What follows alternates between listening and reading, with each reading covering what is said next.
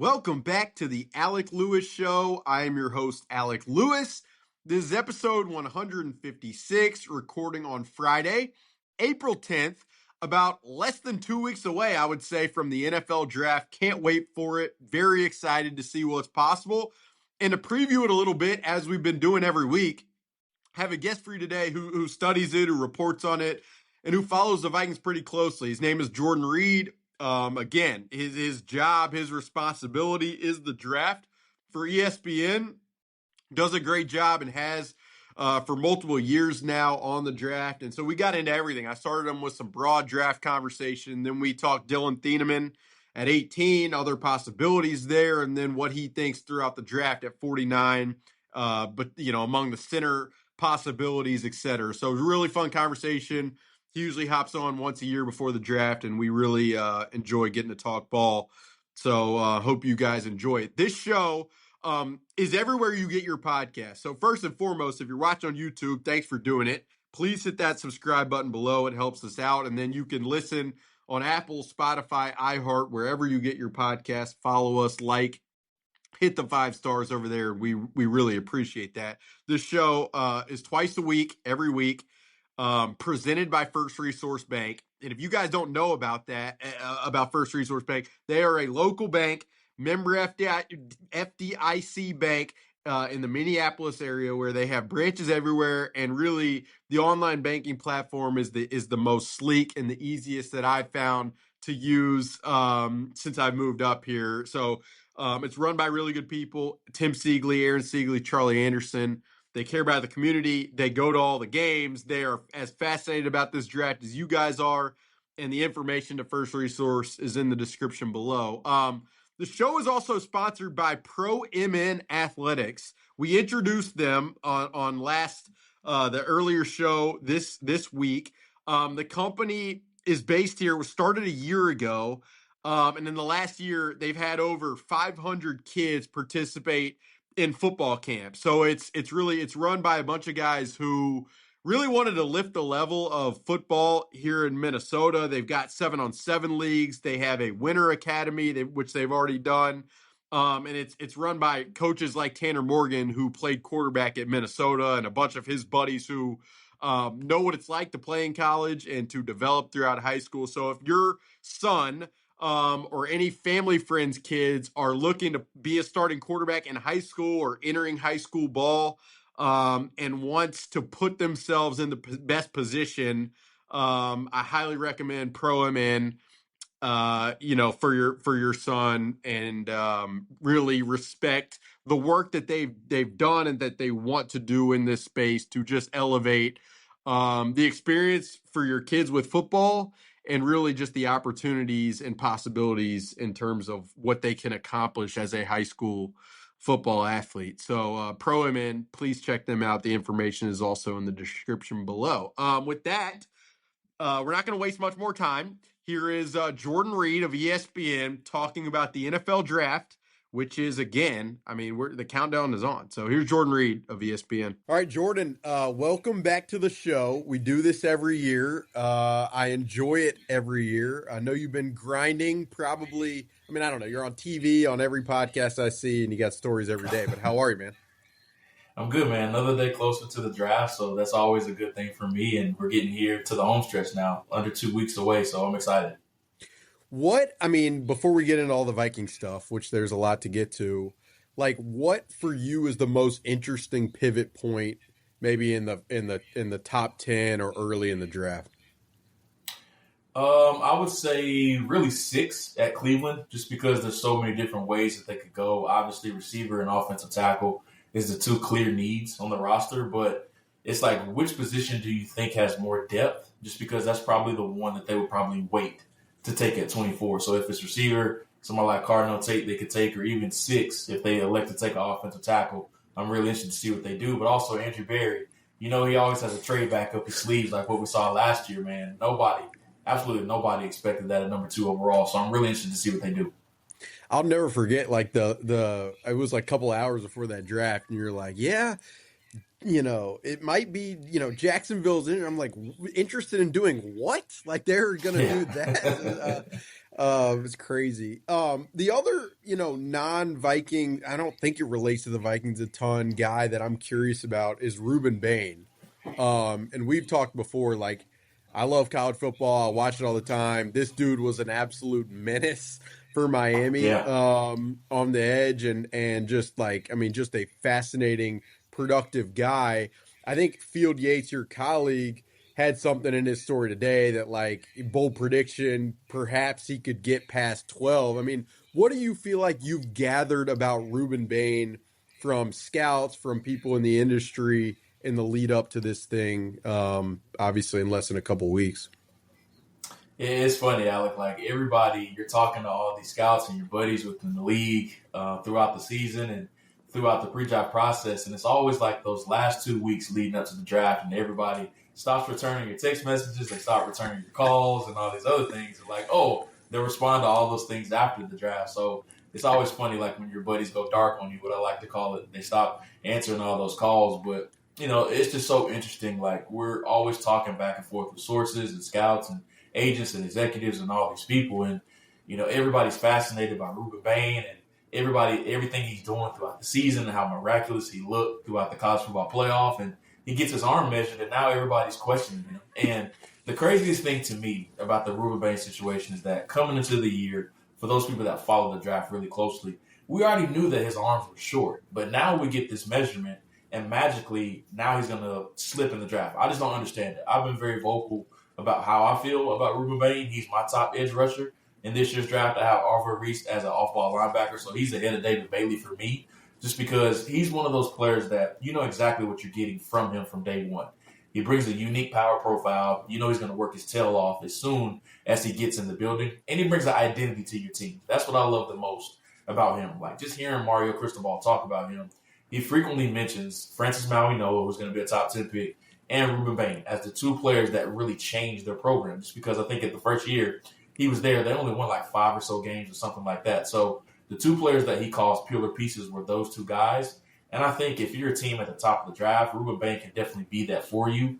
He reminds me a lot of a lot of Brandon Graham, just because he can be that interchangeable guy up front. And if you remember, Brandon Graham closed out a Super Bowl for the Philadelphia Eagles, man. So I don't know. I just don't get it. If he slips past the Cowboys at 12, though, I would be stunned.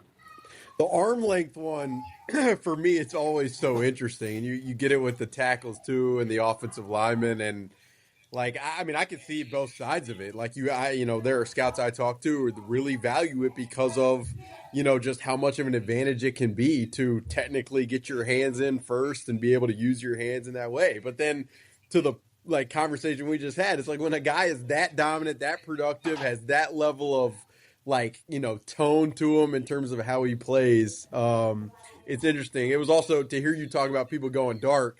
Like, it's funny. I'm working on a non-draft story. I'm trying to get, an exec in another, not the Vikings building, another building. He's like, if you don't call me in this 15-minute window, we're in draft meeting. I'm like, what are you in draft meetings until midnight? Like, that doesn't make any sense. But it is pretty funny. All right, the people are obviously here to hear about the Vikings and what they might do, and we'll start at 18. I would say, besides the Fernando Mendoza one at number 1, probably the most prominent mock draft selection in the first round is Dylan Thieneman, the Oregon safety, at 18. I've gotten the questions of why do you think that is? I mean, if that question is posed to you, what is your kind of feel on that? It's just because he fits Flores' system so well, and then for whatever reason, we don't have to get too deep into it. Everybody's assuming that they need a Harrison Smith replacement. And Dylan Thieneman, for looks purposes and also schematic purposes, everybody wants to correlate that to the Vikings. But schematically, I think it fits a lot just because of the versatility that he has. He can play on the roof of the defense as a free safety. I think he's really good in run support, coming down as a strong safety as well. We know Flores loves to interchange those 3 safeties that he plays on the back end. So I think with Thieneman, it's such a great fit for the Vikings schematically, but also the Harrison Smith correlation. That's what everybody is making of that doesn't follow the Vikings closely. The thing for me watching him on tape that really did stand out, and it's the Purdue and the Oregon tape, is like he does fly down and has a lot of range. And I remember talking to Cam Bynum the first year in Flo's system, and he's like, and he was making a ton of tackles at that time. I remember having this conversation with him where he's like, I'm waking up after the games and like my body is going through it. So you kind of in that role potentially like have to be somewhat of a hitter. And then I mean you probably I mean you've dug into this as well. Like it does sound like the character, the work ethic, all of that stuff is, I mean, at a really high level. And if you're a team like the Vikings, you need young players to produce. Like you're probably going to bet on a lot of that stuff as well, which I would imagine plays a role in all of it also. Yeah, without question. I mean, off the charts character. Everybody that you talk to in the building, they say even though he was only here for a year, he came in and he was a leader right away. He just put his head down, he grinded away, he worked his tail off, and everything that he did had purpose and intention behind it. That's why he turned into an All-American. I mean, Oregon, we know, has turned into, or has always been, a football factory for producing defensive backs and players on the defensive side. But him coming in strictly in 1 year, it's very rare to see those portal guys come in and have the respect that he had right away, but also going to have the success that he did too. So it's a fit that makes a lot of sense, man, without question. Let me ask you this. Like in the event a team before 18 shoots a shot on Dylan Thieneman, then what happens for the Vikings in your mind? Like then what would you think about? Because that's like the domino that I do think would be fascinating is you pull him off the board and then you have a team that's talked I mean at length about wanting to pick best player available, that has a ton of needs all over the place.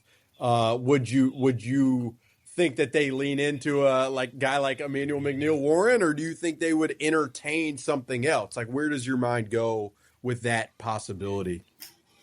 I'm working through my final 7-round mock draft. I know 7 rounds, right? It's crazy. That's and absurd.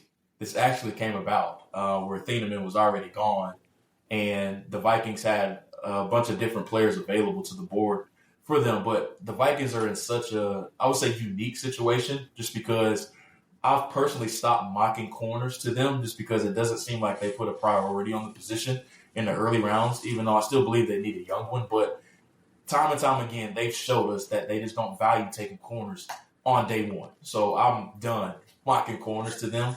The defensive tackle class, and I wrote about this today on our Intel piece, I'm struggling to find a team that has a true first-round grade on a defensive tackle in this year's class. So I don't think a guy like Peter Woods or Caden McDonald is going to be in play for them at 18. I think they'd be a little bit more comfortable trading back and taking one of those players. And Caleb Banks, I think he's out of the picture now because of the foot injury. So the player that I thought was really interesting that I think they would take at 18 if he's there is Keldrick Faulk of Auburn. And I say that because he fits the profile that they have looked for in years past. He has a lot of length. He's super young. He'll only be 21 years old. And the big question about him is is he gonna be an edge rusher, or could you kick him inside to be a defensive tackle? So I think if they do end up selecting him, and why I think they would have interest in him is more so as a defensive tackle. And just because he has that long, lengthy body that fits in Brian Flores' 3-4 scheme. He's super young, and then also similar to DBs, they like to interchange those guys up front. And we've all said we want them to get that big space eater in the middle, but Flores doesn't seem to like that type of guy in the middle. They like those interchangeable athletic guys that can play 0 through 9 technique up front, and that's exactly what Falk is able to do. Now, very similar to Dallas Turner, he's not going to be a finished product right now. He's more so a guy that you're projecting 2 to 3 years down the road, and that's why a lot of teams actually have him higher than a guy like Akeem Mesidor. And I think he's going to go much higher than a lot of people are projecting. So I think he ends up going probably that 11 to 24, 25 range, but he's one that I didn't think about like for the Vikings as far as being on the radar initially. But if they're looking for that guy that can be a defensive tackle or an edge presence, I think Falk makes a lot of sense for them. Yeah, I mean, he's a guy, I mean, you rattled it off, but like from the age perspective, yeah, I've also heard that like people down in Auburn, and again, it's the area I'm from, like they really loved him and they loved the energy and kind of the presence. So like that part of it would check. I mean, you hit the nail on the head there talking about like if a guy needs 2 years of time or whatever, would they be willing to do that at this point? I mean, the other name And I've said I kind of expect defense there, but like if Kenyon Sadiq somehow got there, Yeah. you wonder about, or I at least wonder, you might not, and he might not have any chance of getting there, but like I would wonder just from a TJ Hawkinson's in the final year of his deal. Kenyon Sadiq probably has a little more block oomph to him than TJ Hawkinson has had. And so, like, could you pair him with Josh Oliver and feel better about your run game? Like, that would be, the more I've thought about that one, the more I think it's a pretty interesting one. But I mean, I think, like, there's just not a ton of options there at 18 that really seem to fit. And I think Falk would be one of them. So, I mean, I'm glad you went there, really. Yeah, I mean, Sadiq, I don't think he's going to be there, honestly. I would be surprised if he got past, like, the Bucks at 15. They have a lot of interest in him. The Ravens at 14 is another team. I can see the Panthers actually trading up for him. They have a huge need. They're right behind the Vikings as well. So he's going to go somewhere probably around the range that the Vikings pick, but you're spot on, especially with Kevin wanting to do so much 12 and 13 personnel. I think Sadiq is a really underrated blocker as well. And then you already have your Hawkinson replacement in the building, too. Yeah, I mean, it was. I watching the film, I was just like, does he have the, is he the tallest, longest arm, like biggest? I probably not, but just the intent with the blocking stuff really did stand out, and like he was not afraid. They would insert him in the B gap and the C gap or what have you. He would wrap and he would take guys on. So watching the film there was interesting. All right, to segue from 18, I kind of want to go. So they're picking at 49, obviously. And the thing that I've said a couple times is that it's not going to surprise me if receiver is in play there. Like I know, I mean, Keenan McCardell, the receivers coach, has bounced around the circuit and been a lot of places. But who are the guys in that range? Let's say it is an offense focus that you stand out to you potentially as like potential options there. So I'll stick with what I know in the pro days I have seen Keenan McCardell at, which is Clemson and Alabama. So I think they're going to have a lot of interest in two players from there, specifically just talking about receiver. Antonio Williams, the receiver at Clemson. Keenan McCardell had a very lengthy conversation with him at pro day, and he had a really good day during that day as well. And, he's that typical wide receiver 3 is going to come in the building. He can play slot. He could play outside as well, but I think he's going to have to live in the slot, obviously, with Justin Jefferson and Addison already in the building. But he's so electric, man. Like, he's one of those dudes that's a natural tackle breaker. He's really good playing down the field. He can attack in the intermediate areas as well. He's been a little bit banged up during his past few years at Clemson, but when he is on the field, he's somebody that's absolutely electric. And then another name I'll give you, McCardell, as I mentioned, was also at Alabama, is Jeremy Bernard.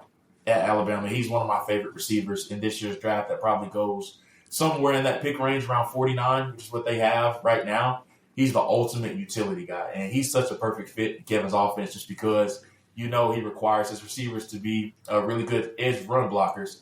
Jeremy Bernard is going to have a lot of experience doing that. He's not going to wow you with any of his traits. I don't think he has any A-level trait, honestly, but he's just so consistent, and he waited his turn. He actually came over from Washington to Alabama with Kalen DeBoer, and he exploded last year. So I don't think he's ever going to be, more than a serviceable number 2. I think he's going to be a high-end number 3, but somebody that just fits in perfectly with them as far as needing somebody to replace that Jalen Naylor role. Bernard is absolutely perfect. As an Alabama guy, I mean, if that is the card that is pulled at 49, I mean, I'm going to be in the media room sitting on my hands because the dude is so reliable. And, like, I just have so many visions in my head of in-breakers, Ty Simpson hitting him on the run. Like, just like I could just see the crossover. And then the Antonio Williams shout-out, like, he, for me, is the most quintessential Keenan McCardell, like, smaller-ish guy, played a lot in the slot, gets in and out of breaks quick, like, has the personality. It just feels very, Keenan. He tracks the ball down the field, so it makes sense.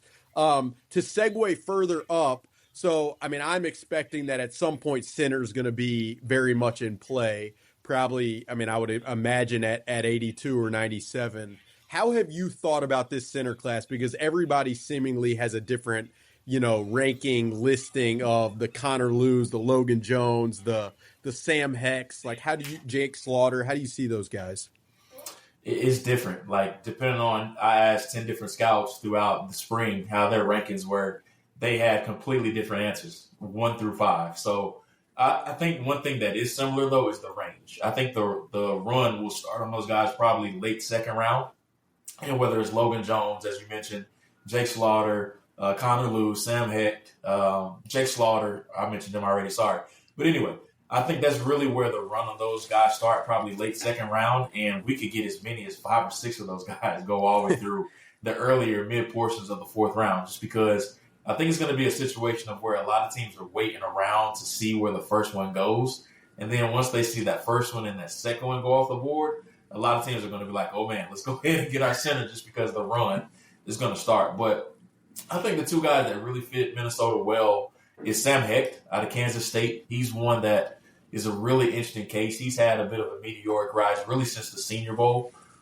He is a little bit undersized, but really gritty. He's really tough as well. Does need to gain some mass, but the great thing from a Viking standpoint is that if I had to be honest, I think Blake Brandel is going to be the guy that starts the season, but they need a young guy behind him long term. So having Sam Hecht there at the pivot long term, I think would be really good. And I'll give you another name as well, who I wouldn't be stunned if he goes in the third round, is Trey Zoom out of Texas A&M. Now, he's played primarily guard during his time there, but I have him graded as a center, and he showed some really good flashes during the All-Star game circuit of where he is capable of playing center as well. So I think he's another player that they could have a lot of interest in. And I would be stunned, honestly, if they don't take a center with one of those third-round picks. Yeah, I'm in the same boat. I mean, it just feels like a no-brainer. And I mean, for me, the question probably is going to be more like, do you feel like you got to shoot that shot at 82, or can you wait to 97 to maybe do it? And to your point, if the run starts in the, I mean, I don't know, if the run starts in the 70s, then you're probably going to get a little eager. So I'll be curious to see how that plays out. Just thinking about the rest of the draft. I mean, the Vikings, obviously, they have 97, then they have 163, 196, and then a bunch in the 7th round. Like, I asked this question last week, I believe, to Fran Duffy. But for you, as someone who knows this Vikings team really well, like, are there guys who you've watched or you've monitored, you're like, that guy is a flow fit, or that guy would be great for the Vikings offense? Like, who surfaces in your mind when that's posed to you? Quite a few guys, man. I think this is a great draft for like the Vikings to get that interchangeable safety, especially if they don't get one within the first 2 rounds or so.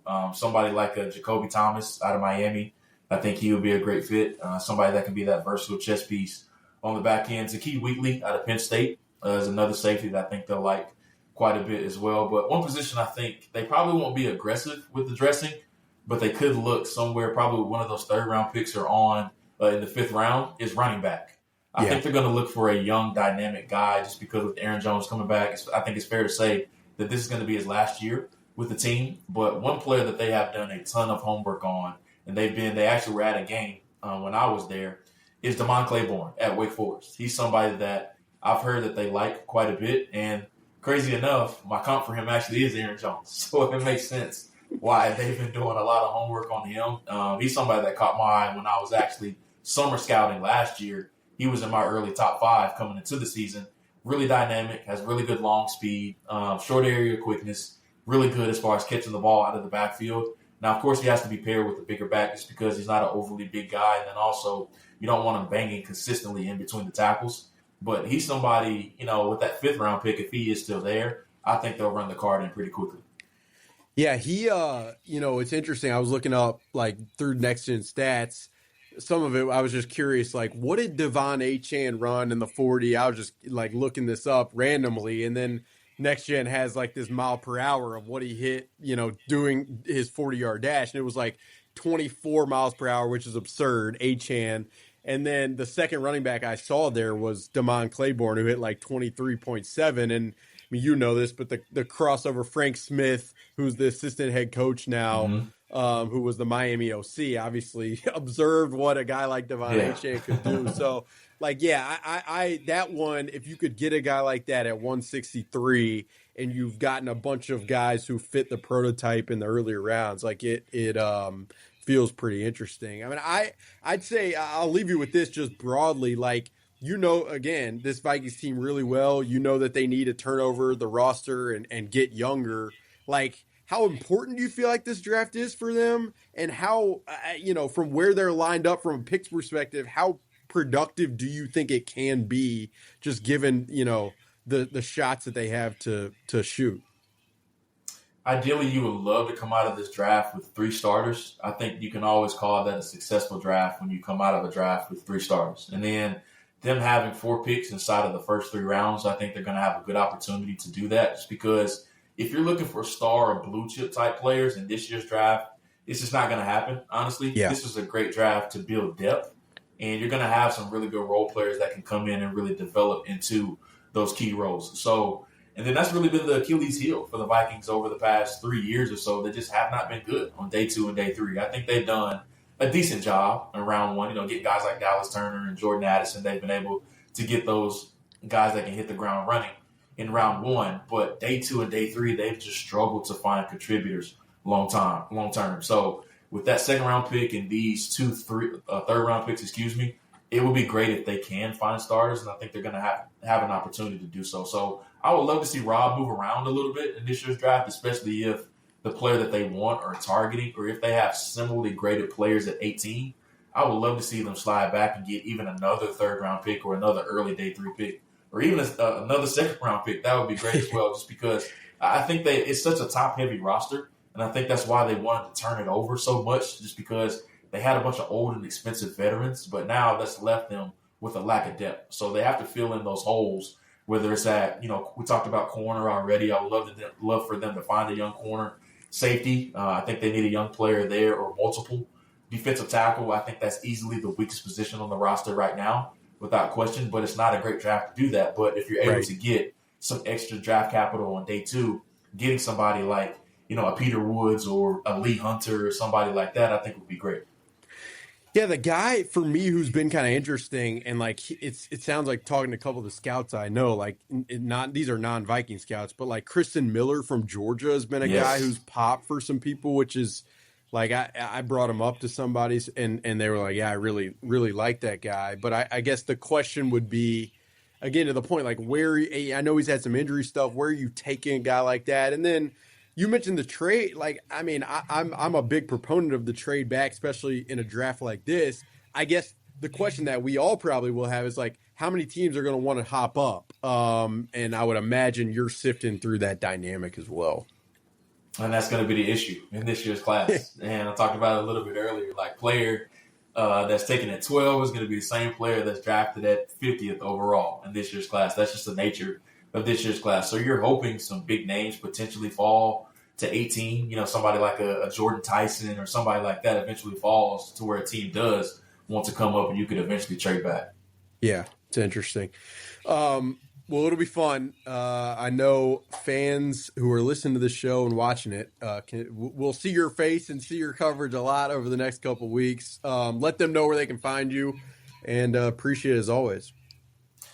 As always, it's always a pleasure coming on here. And you can find me at Jordan_Reid. It's REID on Twitter, X, whatever you want to call it nowadays. We also have our NFL Draft Daily Show that's airing every day at 3 p.m. Eastern Time alongside the Godfather, Mel Kiper, Phil Yates, Matt Miller, and then also myself. We're on there every day at 3 p.m. Eastern Time. So if you're late getting into the draft and you want to hear us talk about multiple teams throughout the league, including the Vikings, pop on your TV every single day. We're up there. That's awesome. Jordan, I appreciate it. I'll probably be bugging you on day 3 about, the 7th round corner they just took. But looking forward to it. Looking forward to following. Good luck, man. You guys have done a great job this cycle. So thanks for hopping on. Talk to you soon. Thanks as always. You do a hell of a job too, man. And that will do it for episode 156 of the Alec Lewis Show. Always fun to talk ball with Jordan Reid. Really appreciate his perspective and the work that he puts in conversations with people around the league, agents, scouts, coaches, etc. And the time he spends on the road. I mean, he mentioned it, being at games, seeing scouts at games. So, like we said, really looking forward to this draft. A lot of possibilities out there. And I do think it's really possible and probably likely the Vikings can emerge from this with a bunch of starting caliber players in the future. So lots more to come. We'll have shows next week with a lot of draft conversation. And then the lead up to the draft should be pretty immense, and probably we'll do a live show at some point that week to take questions from you guys and give the latest information that I possibly can on the draft. This show, you can find it on YouTube. If you're on YouTube, hit the subscribe button. If you're listening on Apple or Spotify or iHeart, you can rate and review them. That stuff helps us out. Shows presented by First Resource Bank, sponsored by Pro MN, and Unreal clothing brand, which I'm repping almost every day at this point with hoodies and sweatpants and joggers and you name it. I mean, they got golf tees that I'll be swinging with in the coming weeks and months now that I've got the Masters bug. So go check out Unreal for sure. See you guys next week. Have a phenomenal weekend, and we will talk to you very, very soon.